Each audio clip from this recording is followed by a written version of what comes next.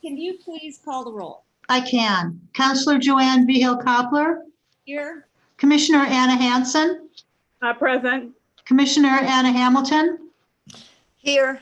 Mr. J.C. Helms, Muted. Okay. Yeah, I don't know. Rick said he would join us, right? Here.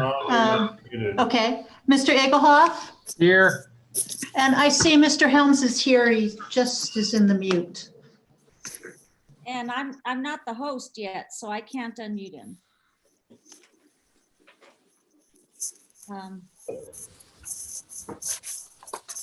I don't know if Joe's still on. Oh, Joe, yes, you are. Can you move the host to me so I can mute and unmute, please? Thank you. So the next item on the agenda is approval of the agenda. Does, Madam Chair, yes. my name was not called as for the roll call. Goodness gracious. Oh, I apologize. I apologize, Counselor. Counselor Romero Worth, I am here. thank you. I apologize. Thank you for being here. I'm sorry I overlooked that.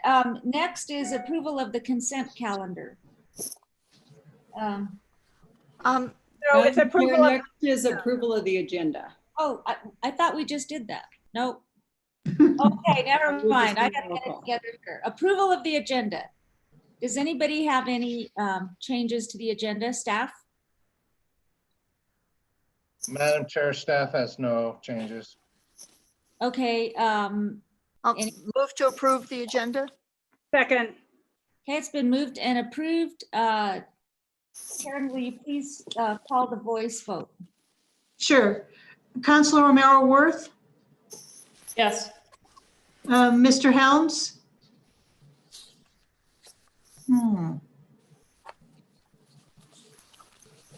Commissioner Hamilton? Yes. Commissioner Hansen? Yes. JC is on, but he's muted. Joe, could you please turn over the host? And Chair Vihil-Coppler.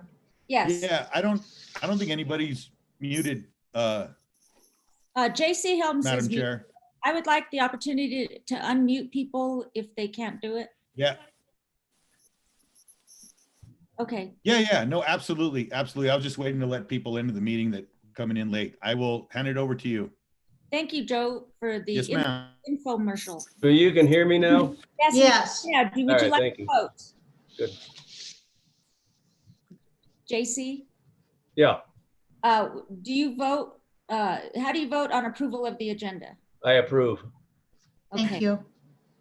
All right, thank you. Motion carries. Next item is approval of the consent agenda. Madam Chair, Yes. I wonder if we could actually take this item off consent because there are some non-controversial but interesting things, I think some questions that would be good to discuss. Well, we have only one item as my Yes. agenda says.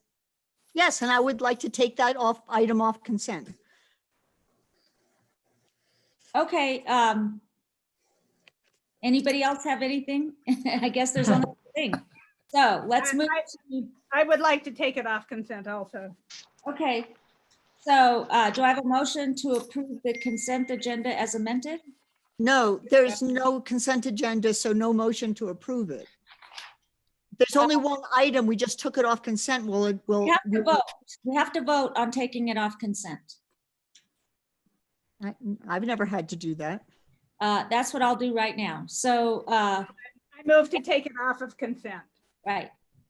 Do I have a second? Second. Okay.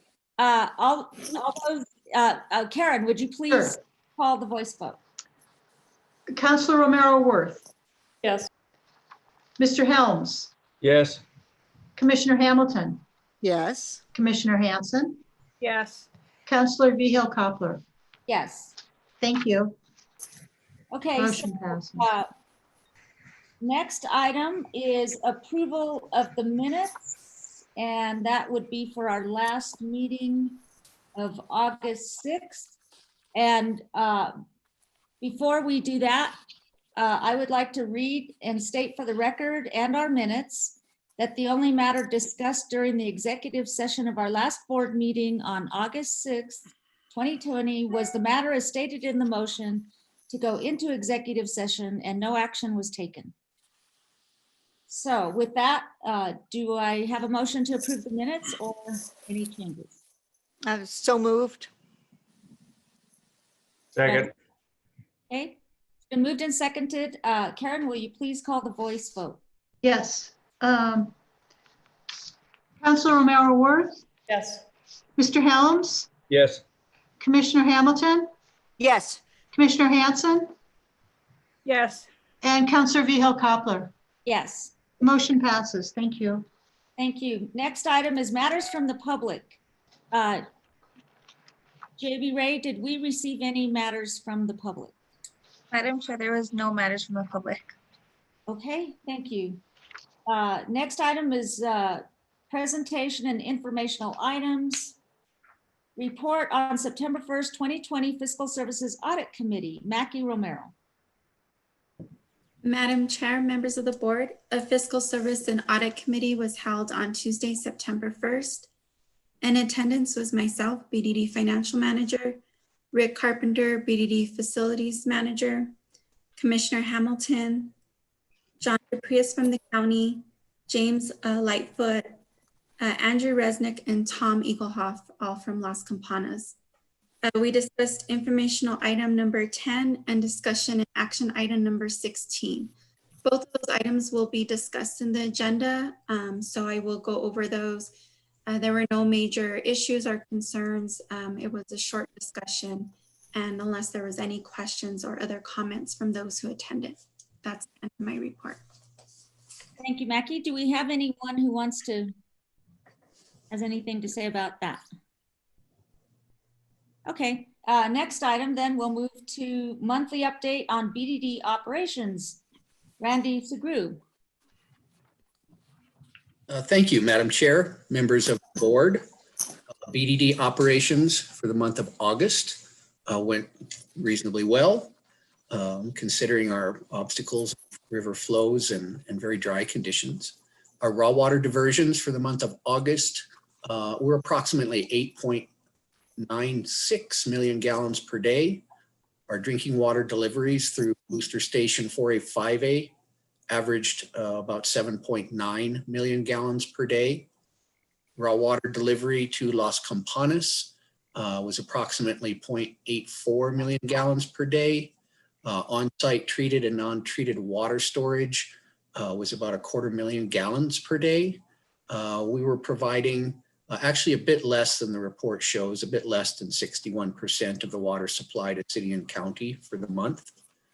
There is a brief regional demand and drought summary on page 2. Our year-to-date diversions are approximately depicted on the graph below. As river conditions were quite good, considering turbidity's been low. We've had essentially no storm events to interrupt operations. We were able to divert significantly more than our average August diversions. That's essentially it. I stand for questions. Okay, thank you. Commissioner Hamilton. It's just too interesting. I mean, it all makes sense, but the river is still pretty low, right? It's So actually, there were no difficulties, diverting in August? because of the compact water release for the Albuquerque Middle Rio Grande Irrigation District, river flow is actually well above 500 cubic feet per second. For this time of year, that's above average. And so because there are no storm events of significance, the water clarity is good, and diversions have gone reasonably well. Demand, of course, is up because of the hot weather. And so we and Canyon Road have been able to meet demand without any significant issues. For that, Commissioner, for this time of year, we're doing better than we thought maybe we would have been doing. Both between San Juan water and native water. There's a lot of native water in the river right now, and we didn't anticipate that. Wow. It's going to drop off. We know that. within a week or two, and we're gonna have to deal with it then. But, and then the water quality is good. Turbidity is just so low because we haven't had any thunderstorm events. So this is, for this time of the year, it's just, the river is really, we're able to manage it very well. Right. Well, okay, that's really interesting. And you got to the other part of the question was, what are we anticipating in the near future? So thank you. You're welcome. Anybody else have any questions for Randy? Former Councilor Ives, nice to see you. Likewise, and nice to be here. So I had a question on the page 2 of the update, which shows the chart of the city of Santa Fe, San Juan, Chama water in storage. And at least at what I'm looking at, it appears to only show Elvado and Heron. Is Abiquiu in there at all? Yes, Abiquiu is the lightest gray area that is the highest amount, appears to be about 16,000 acre feet. You can't see next to the word Abiquiu, the gray square is quite light. I apologize for that. But Yeah, it's totally off on at least the copy I printed. Yeah, I was curious. I can see it on the electronic version, but it is light. I guess it doesn't print well. And so if we look at the left-hand side of the chart, that light gray is Abiquiu? yeah, And the dark gray is Heron?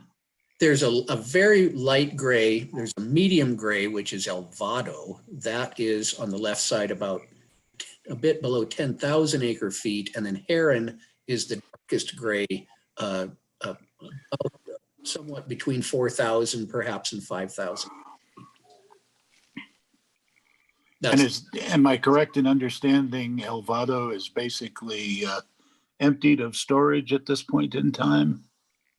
That I don't have an answer to. Rick, can you interpret that more? Well, yeah, I can interpret might not be the right word, but the Corps of Engineers helps us throttle releases from Heron through Elvado into Abiquiu. And we work with them, and it's a collaborative effort, but we work with them to maybe hold water in Elvado for a little while and then release it, depending on what endangered species or rafting or what the conditions are on the river. But it does still end up in Abiquiu, and we get to account for that, and it's not water that's lost, it's just water that's managed very well. Yeah, I wasn't sure if it had anything to do with any anticipated renovation work on Elvado, if they were trying to empty that out. Not for us. That's for the bigger players on the river. MRGCD and Albuquerque and the Corps and the Bureau. Okay. Very good. That was the only questions I had. Thank you. Thank you. Randy, if this is one of the charts that we produce, is it possible to get it in color next time you present? I'll get with Jamie Ray on that. It was in color at one time, and I believe they're printing the agendas in grayscale now. There must be some solution to this to where we can make it a little more clear, perhaps just a different chart type entirely. I'll look into that. Well, don't go through too much trouble, but just in case. All right, any other questions? All right, thank you, Randy. Next item is the monthly update on BDD operation. Oh wait, did we just do that? Next item is report from the facilities manager, Rick Carpenter. Yes, Madam Chair. Randy just covered pretty much everything I would have said. And then sometimes I have an update on human resources and personnel, but we know that's sort of just waiting for things to resolve themselves. The one update I do have is the BDD will be embarking starting tomorrow on a risk and resiliency assessment. We're pretty much required to do it by the AWIA. We need to do it by the end of the year. It's a good thing. It's something we all should be doing anyway. And we may collaborate with the city for economies of scale and maybe save some money. We're not talking about a lot of money anyways, you know, $10,000 to $15,000 or maybe a little more, but it's something that needs to be done, and we will be doing that. And if the board has any direction to us as staff on that, then we would be open to that and hoping that we could get good direction. But it's something we need to do. So we'll be starting on that very, very soon. So if there are questions on that or direction that the board would like to offer, we would like to have it. Okay. Any questions for Rick? Okay, thank you. Thank you. Next item is a presentation of the Buckman Direct Diversion Project Annual Financial Report for fiscal year ended June 30th, 2019. Mackie.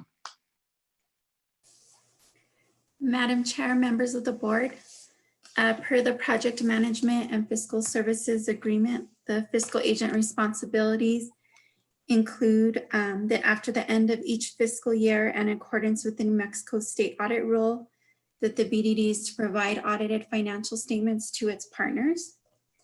And on July 2nd, 2020, a report of independent certified accountants was issued by Clifton Larson Allen for the business type activities of the Buckman Direct Diversion fiscal year ending June 30th, 2019. The BDD is a single purpose governmental entity and has only business type activities. The presentation of the financial statements includes consolidated activity of the following enterprise funds: the BDD Operating Fund, the BDD Capital Carve-Out Project Fund, the BDD Emergency Reserve Fund, and the BDD Major Repair and Replacement Fund. The auditors have disclosed the following audit finding, which was a late submission of the audit report, and prior findings have been resolved and the auditors issued an unmodified report. I do have Raul Anaya from the CLA with us today. He'll go over the auditor's opinion of the report. Hello, everyone. Thank you, Mackie. My name is Raul Anaya. I was the engagement principal on the engagement. We issued, as Mackie mentioned, a modified opinion, which is a clean opinion, the highest opinion that an independent auditor can give, meaning that we believe the results contained in the financial statements are fair and accurate results of what occurred during the year. During our course of our test work, we also had one finding. It's a compliance finding, which is the lowest level of finding, and that was related to an untimely submission of your audit. Your audit should be submitted in December 15th of 2019, and as Mackie mentioned, it was not submitted until July 2nd of 2020, about 6 months late. I'm working with Mackie in the city this year, and we're hopeful that that finding can be removed. Okay, thank you. Thank you. Any questions from the board? Commissioner Hanson. So that we really don't have too much control over, can you hear me? Yes. Okay. It seems like we don't really have too much control over being late. So I appreciate that you will be working with the city to try and resolve these issues, because I think it's important that we have a clean audit. And there's no reason for us to have a problem, except for that the city is consistently late. And as long as I have sat on this board, the city has been late. So I would hope that we could make progress. Yes. Thank you, Commissioner. Any other board members have comments? Former Counselor Ives. Thank you, Madam Chair. I was just going to say that given it is an unmodified opinion with no material deficiencies or significant findings other than tardiness, congrats to Mackie in particular for the good work on the financial side and really all other staff, because that's a wonderful position to be in. So a good job. Thank you. Thank you. Thank you. And I saw some people clap. So yeah, thank you, Mac. Good job. All right. Next item, number 5, update on waters of the United States litigation. Rick Carpenter or Kyle Harwood, either one. It's going to be Rick to start off and Kyle to All right. finish. It's an interesting topic and we have some issues to work through. They do pertain to the BDD, either directly or indirectly, and we are seeking board input on how to move forward. And since this is mostly a legal matter, I'll turn it over to our esteemed attorney. Thank you, Rick. I think the esteemed attorney is probably Nancy, but I'll go ahead and talk at this point. So you have in your packet a memo attempting to summarize the various litigation ongoing around the country on the WOTUS rule. There's been some questions from this board in prior months about the status of waters of the United States, or the new rule as it is known as the Navigable Water Protection Rule. If you take a look at the memo, we've spent most of our time digging into the third case that's discussed, which is where New Mexico and 16 other states, the District of Columbia and the City of New York, has filed a lawsuit in Northern California. I can speak briefly to really any of these cases. I've taken a quick look at them, but the one we've spent the most time understanding is the case described at point 3. So this matter is on the agenda as an informational item at the request of the board from a prior month, that we update the board on these ongoing lawsuits. And so I'll stand for questions and just note that if there's additional information that the board would like, that's why this matter's on the agenda. Okay, Commissioner Hanson. Thank you. Thank you, Madam Chair. Thank you, Kyle and Rick. So can we file an amicus brief with the Attorney General's office in New Mexico and in California? I would feel more comfortable, Commissioner, discussing those details in an executive session, which we can schedule for next month's meeting if you like. Specific possible litigation postures of the board are probably more appropriate in executive session. But I'm happy to work with Rick and Nancy to get that on an executive session for next month if you'd like to discuss active steps that the board can take beyond these monitoring steps you've asked us to do in the past. I would like to know what our options are in that regard. So if we could put this on the agenda for executive session, I would be appreciative. We'll try to make sure we have current information for that executive session if that's the desire of the board. Commissioner Hanson, do you have anything else? No, I appreciate your update on all of those. I did wonder why we didn't join the District of Colorado's suit, or if that's even a possibility.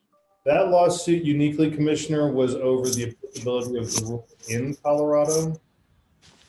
Okay. And then what about number 5? That one, we are monitoring. You know, we often get phone calls from colleagues, for example, the New Mexico Wilderness Alliance. And if I recollect correctly, at least Nancy and I were not contacted. I don't know if lawyers for the city and the county were perhaps contacted about that case was filed, but what I will do for our executive session is I will check in with the New Mexico Wilderness Alliance and confirm the status of that matter and whether there might be something helpful that the board could do in that case. And then, Madam Chair, Kyle, what is New Mexico Environment Department doing? Are they doing anything about this? Considering that we don't have primacy? So they're doing a couple things. I think on the legal front, it's fair to say that the attorneys at the New Mexico Environment Department are working closely with their colleagues at the New Mexico Attorney General's office on the legal cases. Literally, if your question is on making sure that there is regulatory coverage or regulatory gap filling, for lack of a better word, we do talk with John Verheuel, who's addressed this board in the past on NMED activities. And I check in with him pretty regularly. And I know that they have a very, very full plate right now with regulatory rulemaking. And the last I heard on the primacy question you specifically just mentioned is that they were still evaluating it. Okay, Madam Chair, thank you very much. Okay, And thank you, Kyle. Anybody else have any questions on this item? Okay. I had one quick question, if I might, Madam Chair. Kyle, could you just explain what Chevron deference is? Oh, goodness. I was hoping someone would ask me that. You're in luck. So it refers to the little slices that you see on your sleeve. No, I'm joking. Chevron deference, in a nutshell, is the court's predilection to give the agencies some presumption of correctness in the development and application of their rules. And there is a big, I'd say there's a fairly large sort of philosophical fight going on in various cases across the board about whether it's appropriate and necessary to give those agencies that presumption. And what I'm not prepared to talk to in detail tonight, but which I have been following generally, is that the fight over Chevron deference in the court doesn't actually follow the political fault lines that you sometimes see in cases. And that's probably the more interesting issue that's been coming up recently. And of course, we're experiencing a big change in our judiciary with a lot of the appointments at the federal level. So it'll be very interesting to see whether that deference to agencies is continues going forward as it has in the past. And it's not always upheld, but it's an analysis. And I'm certainly familiar with the principle. Wasn't sure if that was the name for what I have understood to be the case. And I would only close by noting I would have assumed that Chevron deference prior to the current administration had probably run in an opposite direction on those issues. And so interesting that that preference might be used by different administrations for different points of view over the course of time. I'm not sure that that's the case, but anyway, thank you. It's being very closely scrutinized right now as whether it should sort of continue in the way it has. I would be remiss if I did not hand the microphone to my colleague, Ms. Long, who may have something to add. No, I don't have anything to add. I haven't looked at it in light of these cases in your memo that you've listed. Okay. Okay, Thank you. thank you all. Anybody else have any questions for Kyle on this item? Okay, seeing none. Thank you, Kyle. Thank you. We'll see you soon. Yeah. Next item is item 6, request for approval of Buckman Direct Diversion and Canyon Road Water Treatment Plant Operator Exchange Program. Jesse Roach. Madam Chair, members of the board, thank you. I brought this idea up in an informational context at the last board meeting, and now I'm looking for sort of formal approval from the board of a proposal. Just briefly, I would say that we at the city would like to increase understanding of the operations at both plants to operators at both plants. And we believe that this increased understanding will provide enhanced resiliency and succession options at both plants and added professional options for the operators at those plants. And hopefully more efficient operations through a greater set of experience brought to bear at problems at each plant by a wider set of eyes and improved communication between operators. So we're proposing 2 different sorts of exchanges. And in each case, the sort of one thing to be aware of is that operators have a specific level as certified by the New Mexico Environment Department. And so when we talk about these exchanges, we're essentially talking about if a level 2 operator from one plant works at another plant for 8 hours, then at some point the opposite level and time should come to the other plant. So the simplest to imagine would be a simultaneous exchange. And this would be when both plants are operational. Then a water operator of a given level at one plant would work at the other plant and vice versa. And that would occur during the same pay period or periods. The other sort of exchange option would be if one or the other plant were shut down, a water operator who normally would be working at the shutdown plant could be moved to work at the plant that's still operational. And the proposal here is that we account for these, we would account for the time that a BDD operator works of a certain level works at Canyon Road. And if at the end of the fiscal year, and I should point out now that in this memo that I provided, in the section under labeled cost accounting of exchanges, I mistakenly put calendar year in 2 places there, and this should occur at a fiscal year. And so the idea would be that at the end of the fiscal year, we have tracked these, the time that any operator normally at BDD has worked at Canyon Road and vice versa. Then we square those up. And if there have been additional hours worked by a BDD operator at Canyon Road, those hours would then in final billing be reconciled as city-only cost. If on the other hand, the opposite is true, then there would be no sort of harm to BDD and that would just be a cost that the city had borne. So with that change to not calendar year, but instead to fiscal year, I would stand for questions and hope that the board would consider requesting these operator exchanges. I also, once I've answered any questions to this, I would like to talk about how this fits into a city-county agreement that we're calling the BDD shared pool, that we have reached the point of agreement at a staff level.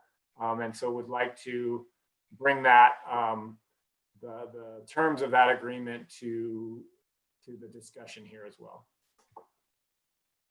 Okay, thank you, Jesse, for the introduction. Commissioner Hanson, or Commissioner Hamilton, either one of you pulled this first. So I would like to go to you first. Would that be Commissioner Hamilton? Oh. You're muted.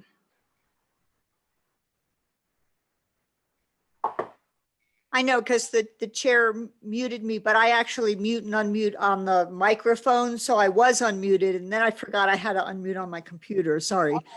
Okay. Well, now that I'm totally confused, yes, I pulled it to actually be able to have this related, I had some questions for Jesse and for John Dupuy about the shared pool issues and how it was sort of indirectly related to the consent item. And so that's really all I was interested in doing. And so if Jesse, you and John could talk about the shared pool thing and how it relates. I'm going to call on John Dupuy. He has his hand up. John? Thank you. Am I unmuted? Can you hear me? Yes. Great. You know, one of the things I just wanted to recognize was that the operator exchange program is one that the county utility can very well understand and see the benefits of and appreciate. And for those reasons, support Jesse and those efforts to accomplish that better understanding from operators for the different systems. I think our entire community has benefited from those efforts, and wish them the best in succeeding to implement that program. Additionally, one of the topics Jesse mentioned was the BDD shared pool, and Commissioner Hamilton mentioned she wanted some further discussion, and I appreciate the opportunity to discuss it further. And on a very high note, mentioned that it does support the operator exchange program in that it allows greater operational flexibility without what is noted in the memo on this agenda item, which is the exchange must be symmetrical, and where there are not symmetry, the city pays for the costs associated with the asymmetry. So that's a burden that, if able to be overcome with other means, allows for better implementation of the program. The BDD shared pool can allow for that. Mostly it allows for the utilization of the county's underutilized native water rights to be utilized for the benefit of the community in multiple ways. One of those benefits, as I was trying to allude to, would allow shutdown of the BDD without any expense to the county, different than if BDD were operating. Therefore, allowing the operator exchange program to be much more flexible without incurring that asymmetry. And the intent of mine is to bring the BDD shared pool terms to the county commission, and I believe that Jesse has similar intent on similar process, but I believe it does have to go through, is it the Public Utilities Commission or committee first, and then through the council, the city council. So I just wanted to have the opportunity and appreciate the opportunity to discuss those and stand for any questions if there are more details that anyone would like to hear about. Madam Chair, if it pleases the board, I would just give a very brief overview of what the BDD shared pool will do. Okay. We're probably, most people on this call are familiar with this annual optimized water resources accounting that the BDD has begun to do this year, where during the course of a year, when BDD is operational, there may be times where more native water is taken, and later times when all San Juan Chama water is taken, and we agree to sort of share those resources towards the benefit of both partners. The BDD shared pool sort of takes this one step further by allowing the counties, allowing when the city uses, when BDD diverts native water, treats it, and then it is delivered to the city, that amount, that water can be credited into what we're calling the shared pool. And then that water can roll over from year to year and be withdrawn by the county when BDD goes offline.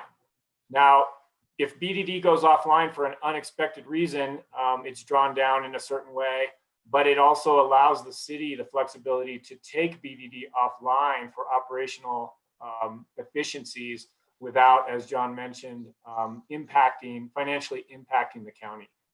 So it provides operational flexibility to the city, and it provides some backup, or in some ways you can think of it as a way for the county to actually be able to store some of their native water through this accounting exchange. Okay. Comments from anyone? Questions? Commissioner Hanson.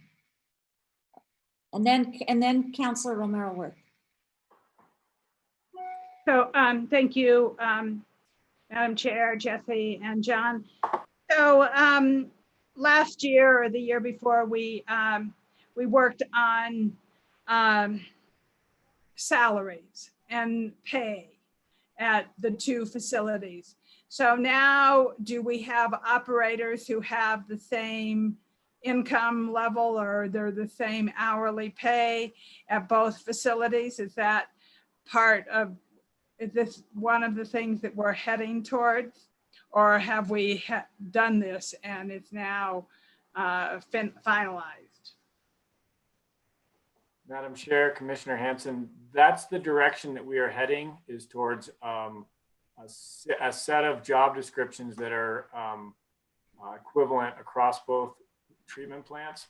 We still, at the moment, there's still, I would say, the BDD operators are paid more, and that sort of process will take time and attrition to sort of fully implement.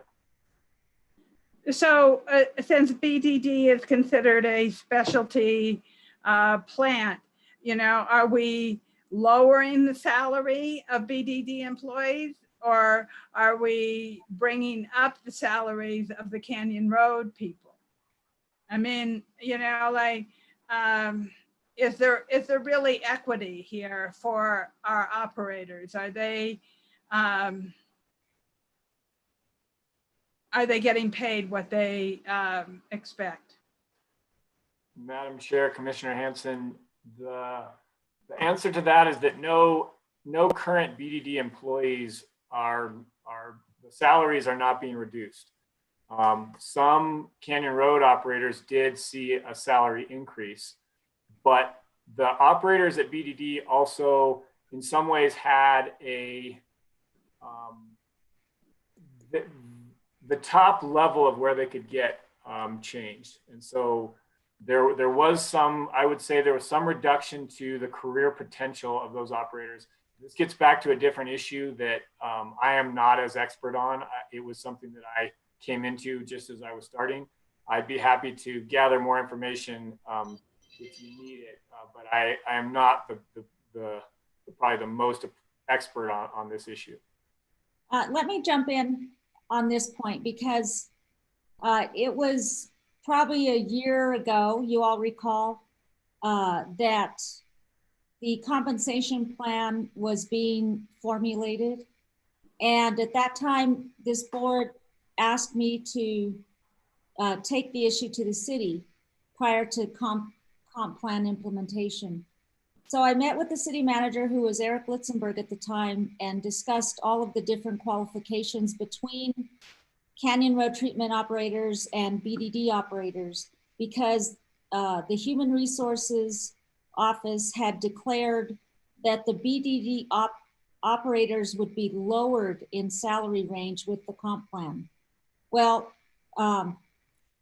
apparently nobody agreed with the board, and or maybe they didn't even understand it, because I didn't get any feedback back after my meeting. And so as a result, with the comp plan, the salary ranges for the BDD operators were reduced to the Canyon Road operators. Nobody lost any salary, but I think that's what Mr. Roach is referring to when it had some impact on their career effect. But really what it did was it lowered the top of their range because the Canyon Road operators were less. the discussion was that the qualifications and the previous HR director and deputy director totally supported that the Canyon Road operators and the BDD operators were definitely different in their qualifications and should not have changed. That was the opinion when this came up before from the previous HR people. But with the comp plan and everybody being new and not really realizing, I don't think, it just happened anyway. So that is what happened. Our BDD operators were reduced in salary ranges to be equal to the Canyon Road operators. And that's what we have today. So, Commissioner Hanson, did you have any more? Thank you, Madam Chair, for that reminder and explanation. And it is, I am still concerned about the reduction of not necessarily the limits of what an operator can move up to, you know, and having a career path for operators. It still does concern me, but I also recognize that this operator exchange program will have some benefits possibly to both bodies.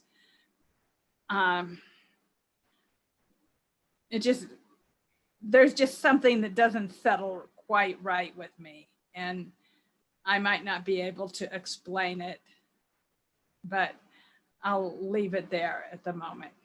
Okay, thank you. Councilor Romero-Worth. Thank you, Madam Chair. I just want to be clear that what we're voting on tonight and what is on the consent agenda is this operator exchange program, and that the shared pool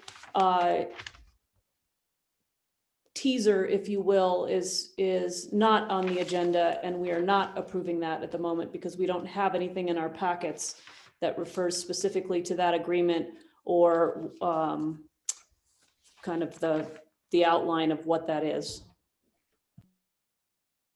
Okay, do you have any questions of anyone about that?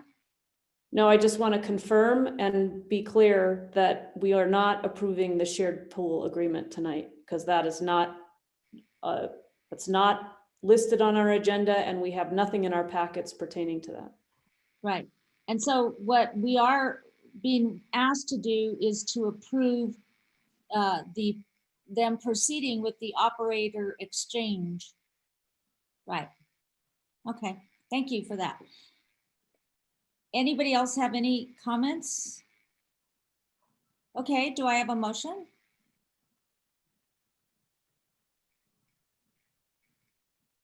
No motion? Move to approve. I'll second. Okay, it's been moved and seconded. Karen, will you please call for the voice vote?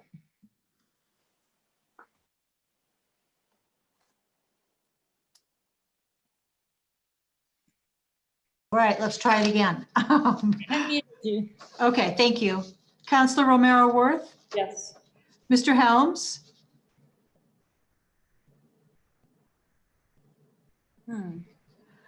Commissioner Hamilton, Yes. Commissioner Hanson, Yes. Councilor Vihil Coppler, Yes. and Mr. Helms. Okay, thank you. That motion passes. Mr. Helms is still here, but he seems to be muted. I'll help him out. Mr. Madam Helms, Chair, are you let me there? say something. I don't have a camera, so if I'm muted, I can't communicate with you that I want to step in. You've Oh, got to you- leave me on, completely unmuted. Okay, I'm gonna keep you unmuted and Thank you. we'll just leave you like that.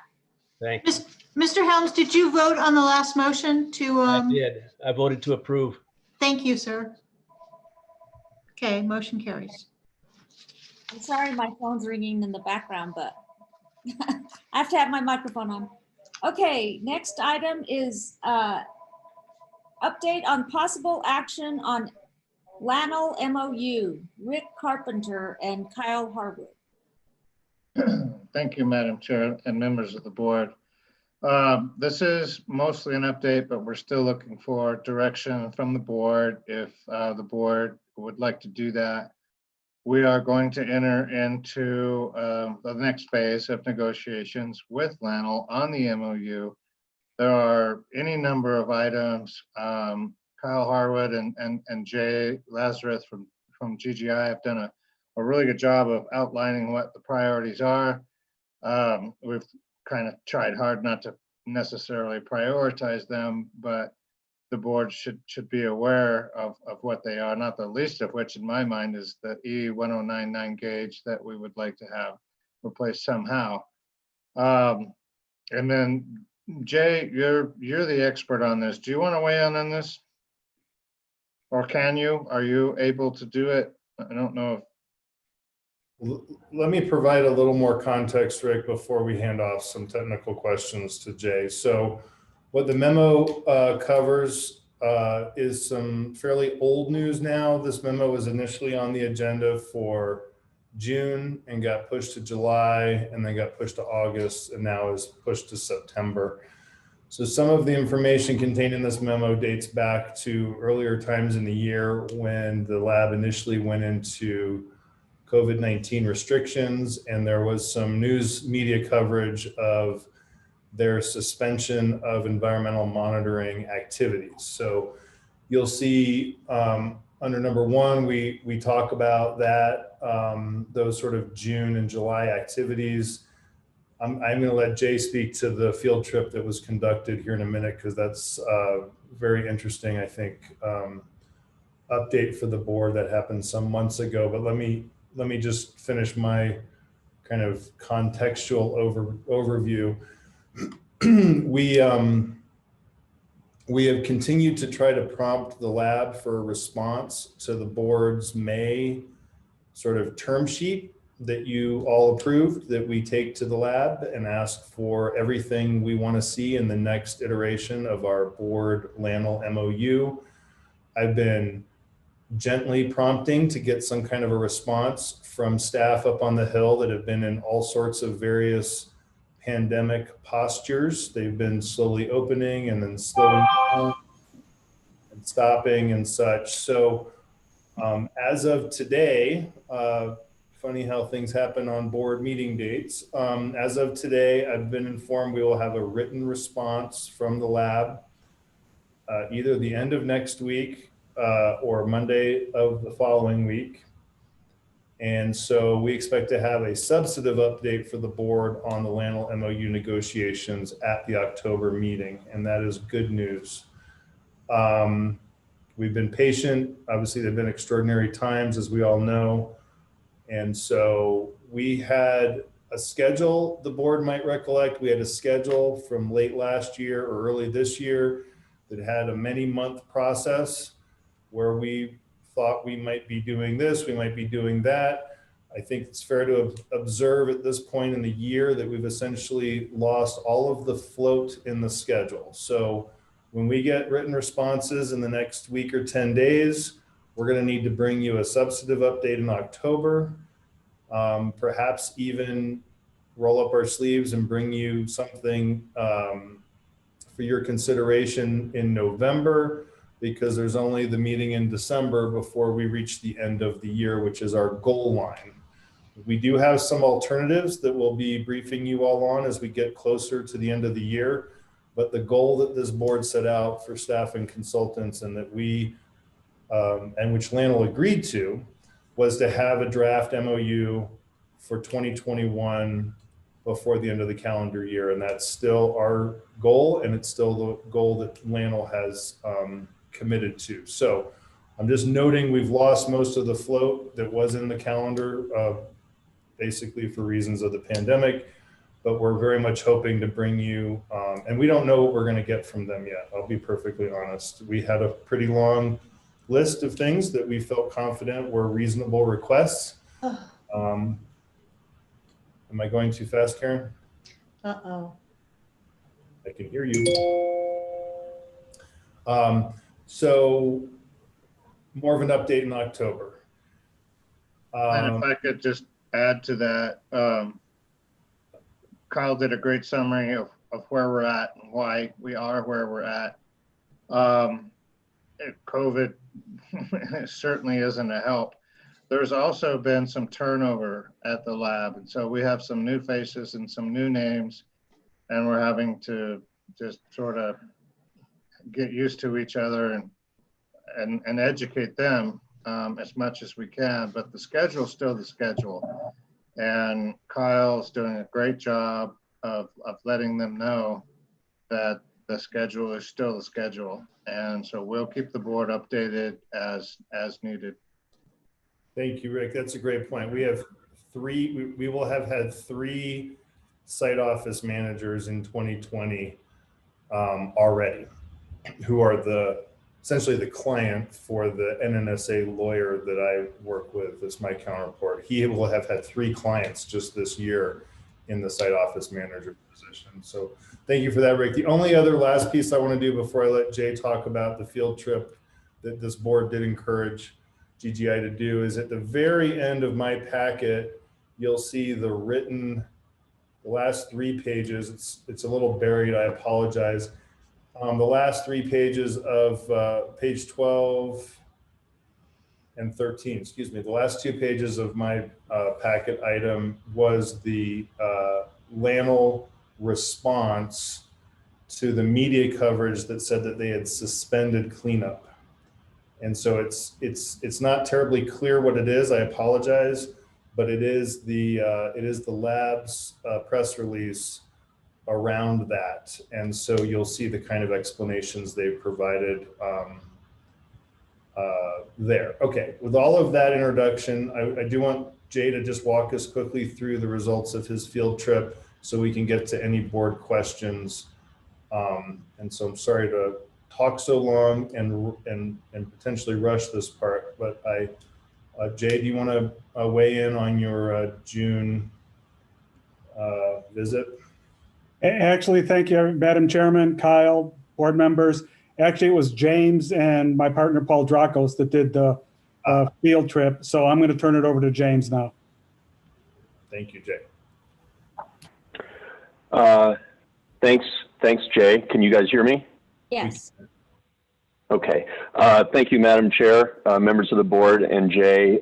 This is James BRZ. I'm one of the scientists who works for Glorieta Geoscience. And as Kyle's memo said, on June 10th, Paul Drakos and I went on a little field trip up there. And a little bit of background, we had tried to get DOE and LANL to take us on a field trip with the main focus being to put eyes on the ENS locations, the actual locations that Buckman Direct Diversion uses for the early notification system. And between, as Rick said, a number of site manager turnover, then the COVID thing, we ended up reaching out to the New Mexico Environment Department Oversight Bureau. And so we conducted this field trip in concert with them from publicly accessible lands to be able to see these. The first topic, and you can see it in the packet, was to look at the different locations for the ENS. And there are, right now, there are functionally 4 of them. And I won't go into the details. We'll be happy to stand for questions. The most substantive one is where it says E109.9. And that was a location that was part of the ENS system, but it hasn't been functional in a number of years because of flood events. All of the machinery is there, all the sampling is there, everything's there. It's just that the flume itself, by which they take samples and measure flow, is partially buried with sediment from floods, likely the floods in 2014. Rick and Kyle have been urging DOE to rebuild it. And that's part of the MOU negotiations, and that's a very high priority. Another focus of the field trip was to look at grade control structures in Los Alamos and Pueblo Canyons. These are, think of them as sediment dams. They decrease the steepness of the channel, and so sediments that might otherwise make it to the Rio Grande might get stuck in the channel because it isn't steep enough anymore. The laboratory has built a number of these, both in Los Alamos and Pueblo Canyons, and they are in various states of disrepair and function. Some of them still work just fine. Some of them don't work at all. And there's one of the focus that we want to put on the MOU is to get Los Alamos to do a formal evaluation of these. Another thing that we looked at were some of the consent order priorities as they might affect the board, and that would be contaminated sites that are in Los Alamos and Pueblo Canyon watershed that would have potential to migrate downstream. Particularly, we're looking at technical area 21, which, if you know anything about Los Alamos, that's up what's called DP Road. So there's the hardware store and the parts store. It's where you hang a hard left when you get up to the old Hilltop House at the Y up there. We took a look at those as well, and we'll be urging DOE to make an accounting of where they are on those and how they've prioritized those consent order items. That's really the gist of the field trip. It was really good, and also to connect with the New Mexico Environment Department and collaborate with them. We had the bureau chief of their oversight bureau with us, as well as technical staff. So appreciate the opportunity to brief the board on this, Madam Chair. Thank you. James, could you please maybe elaborate a little bit on the access that NMED has from Sanai? So, Madam Chair, members of the board, E109.9 is about 3,000 feet upstream in Los Alamos Canyon from the confluence with the Rio Grande, and it's right over the guardrail from 502. And it is on lands of San Ildefonso Pueblo. Right next door to E109.9, and when I say right next door, it's not even a stone's throw, it's more like spitting distance, is the Environment Department. They have a sampling station there too that functions almost the same as E109.9 did. They call theirs E110. It's an auto sampler. It measures flow. The only thing that it doesn't have is telemetry. The Environment Department has an MOU with San Ildefonso Pueblo so that they can have that sampler there. Under their MOU, their data are embargoed for 60 days so that the Pueblo can review it. Functionally, the only thing that E110 would need to be useful for us would be telemetry, because they don't have a real-time way to get data to pretty much anywhere. They have a data logger on site. And then, of course, our MOU with San Ildefonso expired some years ago, and that's another issue to get it done.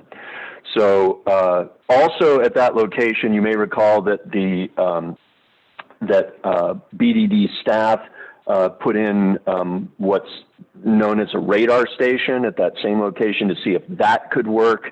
And I know that staff are not confident in the data. And even San Ildefonso Pueblo has had its own sampler that was used many years ago very near that same location. So there's a lot of sampling that's trying to happen right now. And right now, the only one that's working is the Environment Department's. Thank you.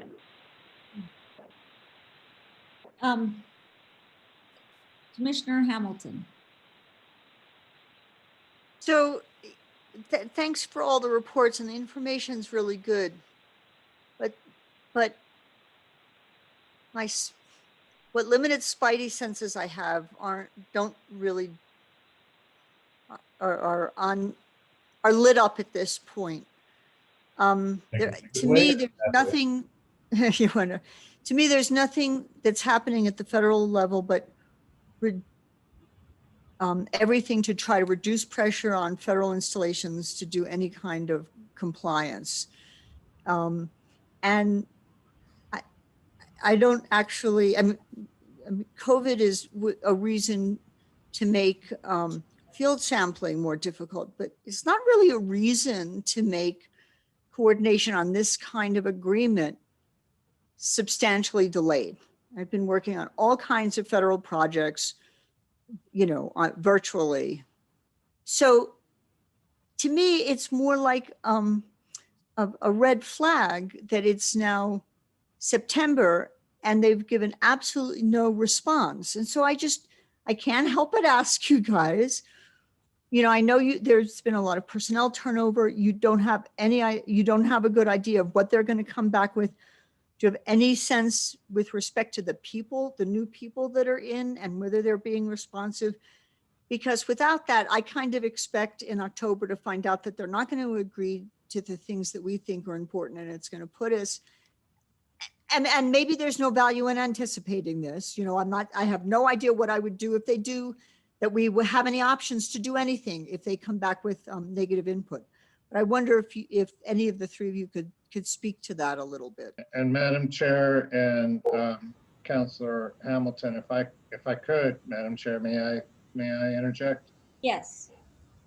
So we did get sidetracked with the whole COVID thing. We have been sidetracked because they have had so much turnover, which is frustrating. And it takes a long time to get these people educated on the issues themselves, much less the nuances of how this whole thing's supposed to work. But as I tried to say, and Kyle's been doing a great job behind the scenes, the schedule's the schedule. And we're not going to stand for it if we bust that schedule. And if it does look like it's going to happen, we're going to come back to the board and we're going to say, we're worried that maybe we might bust this schedule. And now it's time to maybe, you know, do something else if elected officials need to get involved or whatever. We'd like to keep it on the staff level. We think that's where it's most efficient. And that's my goal. And that's what I can represent to the board is we will stay on schedule as best we can. I just want to make it clear that this is no way reflecting on how you guys have been handling this, which I think is great. And I do understand the staff turnover. I just feel a little bit suspicious about what Los Alamos is going to come forward with. And that was all I was questioning. Madam Chair? Yes. It's Jake. I'd like to respond to Commissioner Hamilton's sort of observation about field work during COVID. You know, we at Glorieta, we've been doing field work in increasing amounts since about the third week of May, following very strict New Mexico Environment Department protocols for how we are keeping ourselves and our employees safe. So we've been drilling wells, we've been sampling, we've worked out of state. So by following strict protocols, you know, the Environment Department's one that they shared with us is about as strict as I've seen and detailed. You know, people can do field work safely. Thank you. We will be, I'm sorry, Commissioner. Now, Kyle, you were going to respond to me, and if you still have something to say, I'd love to hear it, because I still am curious about what the possibilities are. I want to observe a couple of things, which is our colleagues up at the lab may be watching this discussion on YouTube. So I think what we want to finish the conversation with ultimately is that we are hoping for the best and planning for the worst in their response. And we do need them to provide us something in writing in the next 10 days, as they've indicated they will do. And as soon as we get that response, which is delayed from May for reasons that we've already discussed, I'll be, you know, communicating that to the board and coordinating with Nancy on ways of getting you those updates if something between this meeting and our next meeting is needed. And that's about most we can do from this point in the calendar. And we understand your concerns, and I think the lab understands your concerns. And in the event we communicate directly with the lab folks, which I do expect to do next week, I will take all of this energy and concern and make sure it is clear to them. Thank you. I appreciate the response. Thanks very much. Okay, Commissioner Hanson. Thank you, Madam Chair. So as you know, one of my big concerns has been E109.9 and getting an agreement with Sani. It seems that we had a agreement with Sani that was signed in 2014, but I don't see that the chair of BDD ever signed it. I don't have a copy that has a signature on it. So negotiating with Sani, both DOE and us, but having us to be able to have telemetry and sampling at the moment of the stream is moving is important to BDD because that's part of our early notification system. So what I'm wondering is anybody talking to Sani? If we are, who are you talking to? And is it lawyer to lawyer, or is it, do we need some more gentle persuasion from elected officials to try and figure out what to do about getting this station E109.9 back up and running? Because I feel like that is really imperative to BDD operations. And I do believe that Danielle and Danny and a number of other staff members also feel that it is very important. I think Mr. Biarzi and Jay Lazarus also recognize that that is important to us, as well as Kyle and Rick. And so that is, sampling is a very important issue to me. And I want to know what we can do to move this forward. Thank you, Commissioner. I think it's fair to say that there are a number of connections with San Ildefonso. I have spoken to John Dupuy, the County Water Division Director, over the last year or two about different requests that might be conveyed to Sani. I will say that from my perspective, or if it's okay, let me take a big step back. The current MOU that we're operating under is a 3-year MOU that was negotiated and recommended to this board by a prior facility manager. And this board has been experiencing this MOU and identifying things that it wants to improve in the next MOU. And the board is as involved, if not more involved, in the MOU than it ever has been since we did the first one, which I worked on 10 years ago. So it seems to me that the relationship with San Ildefonso in LA Pueblo Canyon needs to follow from the MOU negotiation with the lab. That's kind of how we've set it up. Now, we've had a number of issues that we want to talk to San Ildefonso about. There are issues outside of LA Pueblo Canyon, for example, that we want to talk to San Ildefonso about, and we have had those conversations, or the beginnings of them. But when it comes specifically to the LA Pueblo Canyon monitoring stations that are E109.9, E110, other locations that GGI might identify that are even better than those two sites, that whole conversation with Sani, it seems to me, follows from our basic umbrella agreement with the lab, because we've got to get agreement on the terms, agreement on cost sharing, agreement on the locations. And then to the extent some of those locations are on Pueblo land, I do think we're going to need to bring all of the skills and people, including the many county staff and county elected officials that deal with the Pueblo on lots of different levels. You know, all of those relationships and connections are going to be probably needed because these are complicated issues that involve, you know, placing equipment on Pueblo land, which is fairly, you know, not your everyday project, so to speak. So from my perspective, the LA Pueblo Canyon issues with respect to San Ildefonso do need to follow from the MOU negotiation. And we are doing a new MOU negotiation that again, I am hopeful. I'm not overly hopeful, Commissioner Hamilton, but I am hopeful that we are going to get a earnest response to our reasonable requests from earlier this year. But I do want to say, I think a lot of the San Ildefonso issues flow from a successful umbrella agreement with the lab, of which the ENS is one of three main pillars in that MOU.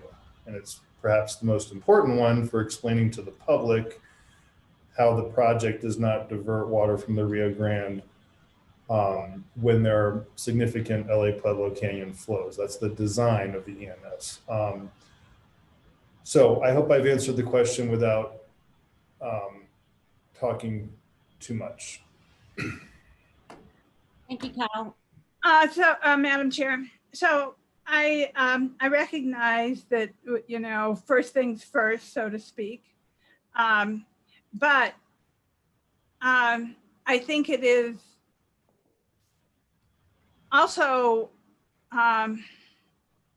incumbent, you know, so I didn't get an answer to my question about the agreement from Sanai that was signed by Governor Terry Aguilar. Was that ever signed by the BDD chair, who was Joe Maestas at that time? I believe so. Nancy may remember more than I do. I have not looked at my archive for a countersigned copy of that. I'm sorry. But Nancy, I think that was signed, right? Well, Madam Chair and Commissioner Hanson, I believe it was signed by the chair at that time, and I can verify that. Okay, so that was almost 6 years ago. So I think that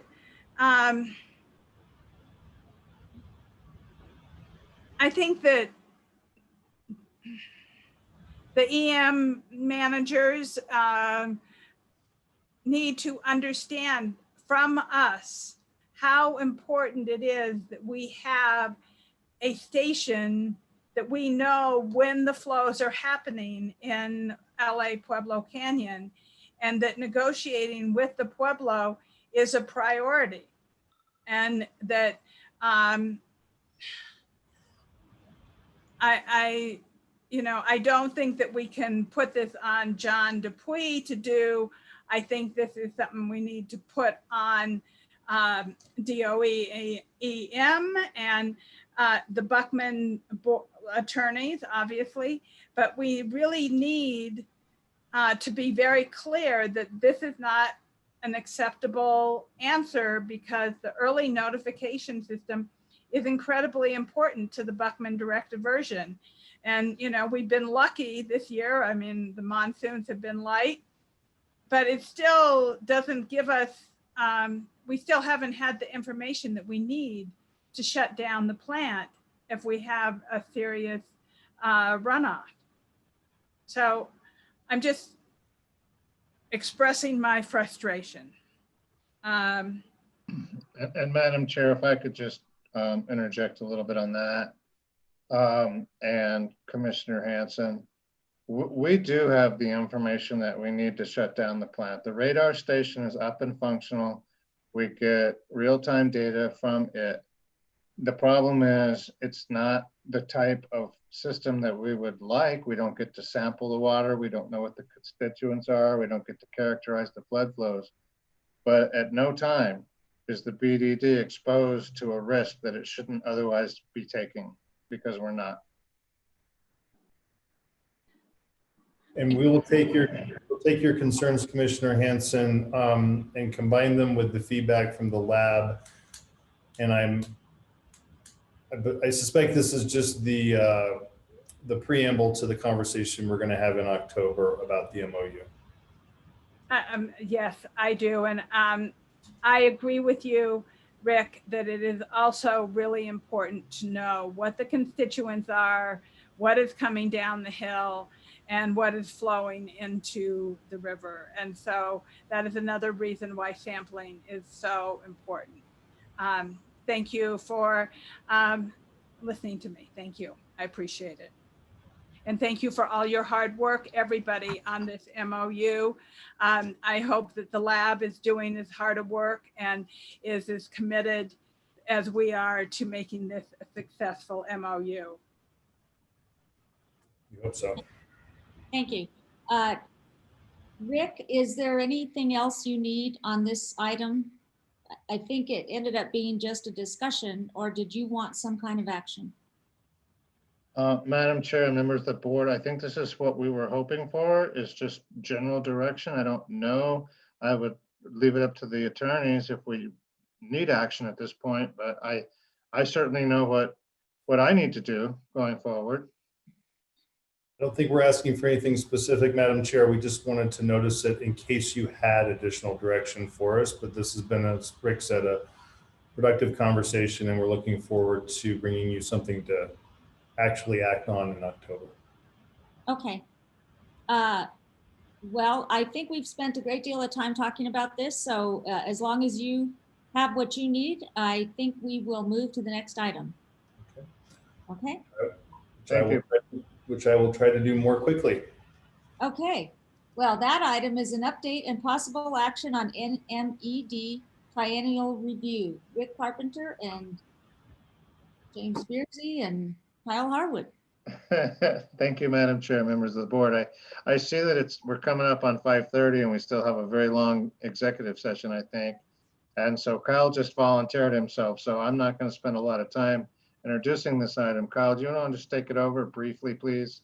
Yeah, I'll try to do this as quickly as possible. As you all know, GGI has been doing sort of a surveillance level review across the landscape of regulations on all the things that are in process at the state level, partly in light of the changes in WOTUS, partly because of the change in administration here in New Mexico last year, and also as a result of regular regulatory proceedings. And so I think we still have James on the phone. Let me just cut to the chase, which is the second and third pages of this memo are quite literally a draft of a letter, a comment letter to the New Mexico Environment Department regarding 303D and 305B integrated report. It was released for public comment. The public comment does run next week, which is why this is on your board agenda as an action item.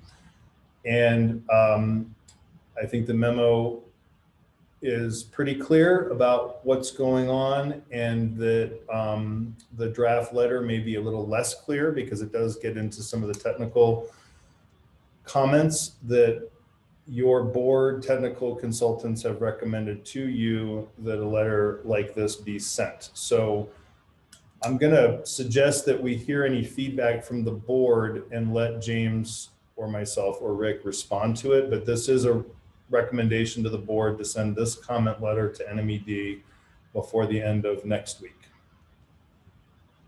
Okay, thank you. Do we have, Commissioner, I'm going to go with Councilor Romero-Worth. Thank you, Madam Chair. I'm not seeing the draft letter in my packet.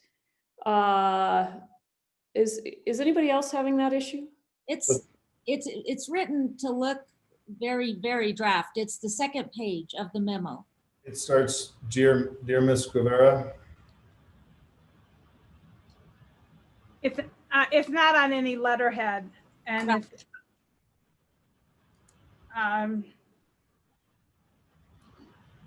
Counselor, do you see it yet? No. So what page what page number is it in the packet? The second page of item 14, and I'm sorry it's not more clearly showing as a Page draft. 2. The cover memo is page 1. Yeah, it's weird. I'm not getting that. So I have it. Can you see this? Can you see this, Counselor? Yes, I can see that. Okay, so here's the first page of the memo. Here's the cover page, 14. Here's the first page of the memo. This second page of the memo was intended to be the draft letter, which is addressed to the staffer at NMED. Does that help? Ah, yes, thank you. Sorry that it was not as Yeah, clear. I don't know what happened there, but I do see it now, and I did not see it before, so thank you. Okay. Okay, Commissioner Hanson. Thank you. I think it's really important that we send this letter. Can you hear me? Yes. Okay. So I read this over last night. I thought it covered a lot of the points that you were trying to make. And I support sending this letter to NMED on the issues of the Clean Water Act integrated report. Thank you. Thank you. Any other comments? All right. I support it too. Looks like everybody else does without raising objections. So, Mr. Carpenter, would you like a motion on this, or do you have consensus? I think that Kyle and Nancy and I would like the board to take action on this if we could ask. I will move to approve to send this letter to send the draft letter to the Clean Water Act integrated report to the staffer, Ms. Guerrera. Thank you. Do I have a second? I'll second. Okay. Karen, would you please call for a voice vote? Yes. Counselor Romero Worth, Yes. Mr. Helms, Yes. Commissioner Hamilton, Yes. Commissioner Hanson, Yes. Chair Viho Koppler. Yes. It passes by unanimous voice. Thank you. Next item is an update and request for ratification of the BDD Board's protest of the U.S. Department of Energy and Los Alamos County water rights transfer application for CR6 remediation under OSC file yada yada et al. Rick Carpenter. Thank you, Madam Chair, and I'm going to try and be brief again. This is not a new item for the board to recognize and consider. We have filed the protest. We were under a strict timeline to do so, to reserve our seat at the table. Kyle did a great job of it. And this is simply, as it states in the agenda item, a ratification by the board that we did in fact file that protest and that we will be following through with it. And if there is an attorney on the call that wants to add to my comments, please do so briefly. Thank you, Rick. Very briefly, we are asking for a vote. This is the first regularly scheduled board meeting. As you all know, this deadline came up between the agenda and meeting date of our last meeting. So this is the first regular meeting since the protest has been filed, and we would just ask in order to be abundantly compliant with the Open Meetings Act, in the same way that Santa Fe County ratified the protest shortly after filing it, we would ask you to vote to endorse this protest. And for all other questions or comments, I'd like to suggest we take it up. We do have this item listed under our executive session, where I will be providing some more details. But for this agenda item, it's only that vote, Madam Chair. Thank you. Commissioner Hanson. I want to thank everyone, Kyle, Rick, for all your comments, especially your comments to the press. And I want to move to approve the ratification of the BDD board protest to the U.S. Department of, I think I'm on the wrong page, on the protest of, oh, I must be on the right page. Protest of RG 485 et al.